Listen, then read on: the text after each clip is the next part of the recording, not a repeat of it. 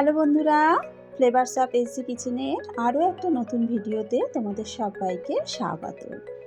আজ তৈরি করব সবজি দিয়ে পালং শাকের ঘন্ট।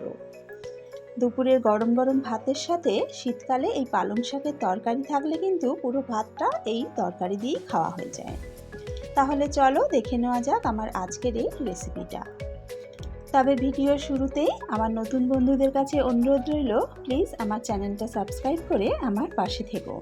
তার সাথে সাথে বেল আইকনটাও প্রেস করে নিও, তাহলে আমি চ্যানেলে যখনই কোনো নতুন রেসিপি আপলোড করব তার নোটিফিকেশান সবার আগে পৌঁছে যাবে তোমাদের কাছে।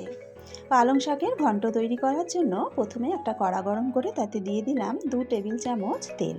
তেলটাকে ভালো করে গরম করে নিয়েছি। এবার এর মধ্যে টুকরো করে কেটে রাখা বেগুন দিয়ে দিলাম। একটা মাঝারি সাইজের বেগুনের অর্ধেকটা ছোট ছোট টুকরো করে কেটে নিয়েছি। বেগুনটাকে লাল করে ভেজে তুলে নেব। বাকি সবজির সাথে বেগুনটা একসাথে দিয়ে ভাজলে বেগুনগুলো কিন্তু একেবারে গলে যায়, তাই আগে বেগুনটাকে একটু ভেজে তুলে নিলাম। বেগুনগুলো তুলে নেওয়ার পর কড়াতে দিয়ে দেব 2 থেকে 3 টেবিল চামচ মতো তেল। ফোড়নের জন্য দিয়ে দিলাম একটা তেজপাতাকে 2 টুকরো করে আর 2টো শুকনো লঙ্কা, আর দিয়ে দিলাম 1 চা চামচ 5 ফোড়ন। ফোড়নটাকে নাড়াচাড়া করে ভেজে নেব। এবার এতে দিয়ে দেব বাকি সবজিগুলো। প্রথমেই দিয়ে দিলাম 2টো মাঝারি সাইজের টুকরো করে কেটে নেওয়া আলু, আলুর থেকে একটু বড় বড় টুকরো করে কেটে নেওয়া কুমড়ো, কিছু টুকরো করে কেটে নেওয়া ফুলকপি আর সিম। এবার সবজিগুলোকে মিডিয়াম আঁচে একটু লালচে রং ধরে আসা পর্যন্ত ভেজে নেব।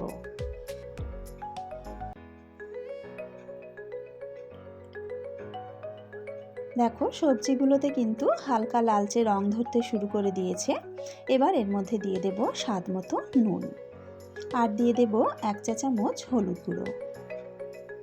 নুন হলুদ দিয়ে সবজিগুলোকে আরও মিনিট খানেক মতন ভেজে নেব।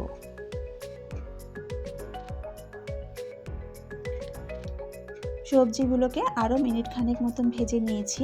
এবার কেটে রাখা পালং শাকটা দিয়ে দেব। আমি এখানে 500 গ্রাম পালং শাক নিয়েছি। পালং শাকটাকে ভালো করে ধুয়ে কেটে রেখেছি। সবজির সাথে পালং শাকটাকে ভালো করে মিশিয়ে নেব। যেহেতু সবজির মধ্যে নুন দেওয়া আছে, তাই পালং শাক দেওয়ার সাথে সাথেই কিন্তু অনেকটা জল বেরিয়ে আসবে।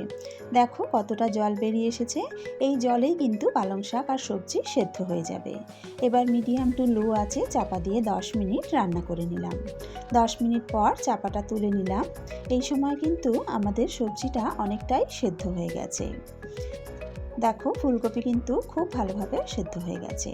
এবার এতে দিয়ে দিলাম বড় বড় টুকরো করে কেটে রাখা টমেটো আর কাঁচা লঙ্কা। টমেটো আর কাঁচা লঙ্কাটাকে দিয়ে আবার ভালো করে মিশিয়ে নেব। এবার ভেজে রাখা বেগুনটা দিয়ে দিলাম। বেগুনটাকে দিয়ে আবারও ভালো করে একবার মিশিয়ে নেব। সবজিতে অনেকটা ঝোল আছে, ঝোলটা শুকিয়ে আসা পর্যন্ত কিছুক্ষণ রান্না করে নেব। দিয়ে দিলাম স্বাদ মতো চিনি। যে কোনো নিরামিষ রান্নাতে একটু মিষ্টি দিলে কিন্তু খেতে বেশ ভালো লাগে। আর দিয়ে দিলাম কিছু ভেজে রাখা বিউলির ডালের বড়ি। চিনি আর বড়িটাকে ভালো করে মিশিয়ে নেব। মিনিট 2-3 আরও শাকটাকে রান্না করে নিয়েছি। শাকের জলটা কিন্তু এখন অনেকটাই শুকনো শুকনো হয়ে গেছে। কিছুটা ধনেপাতা কুচি দিয়ে ভালো করে নাড়াচাড়া করে মিশিয়ে নিলাম। আমাদের পালং শাকের ঘন্ট কিন্তু একদম রেডি। নামিয়ে সার্ভ করে নেব। দুপুরের গরম গরম ভাতের সাথে এই রকম পালং শাকের তরকারি থাকলে পুরো ভাতটাই কিন্তু এই পালং শাক দিয়ে খাওয়া হয়ে যায়। আর সবজি ধনেপাতা দিয়ে এইভাবে পালং শাকের ঘন্ট রান্না করলে কিন্তু এর স্বাদ হয় অসাধারণ। আমার আজকের এই পালং শাকের ঘন্টর রেসিপিটা তোমাদের কেমন লাগলো অবশ্যই কিন্তু কমেন্টস করে জানিও।